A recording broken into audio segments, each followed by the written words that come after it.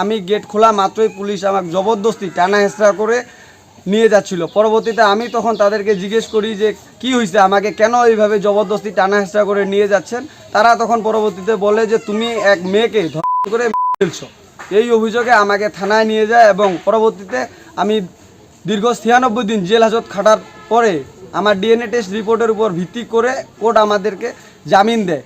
পরবর্তীতে আমরা সসম্মানে অব্যাহতি পাই এবং যেই মেয়ে মোসাম্মদ মবিরুন আক্তার আমাদের বিরুদ্ধে বাদী হয়ে মিথ্যা গণধর্ষণ মামলার দায় করছিল, সেই মেয়ের পরকীয়া প্রেমিক মোহাম্মদ আইবুল হকের সাথে ডিএনএর সাথে পূর্ণাঙ্গ রূপে মিলে যায়। 5 জনের নামে মামলা করছে গণধর্ষণ মামলা, যে আমার স্বামী কিনা বলে হচ্ছে মরিয়মকে হচ্ছে করে মেরে ফেলছে।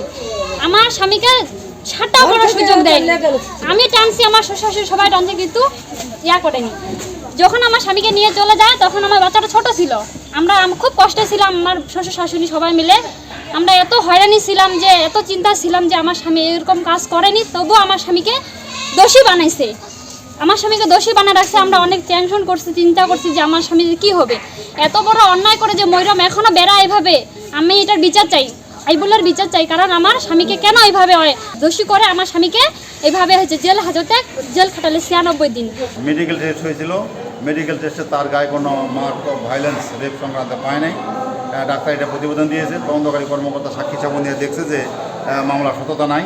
সব মিলিয়ে উনি মামলাটিকে চূড়ান্ত রিপোর্ট গ্রহণ করে আসামিদেরকে অব্যাহতি দিয়েছেন।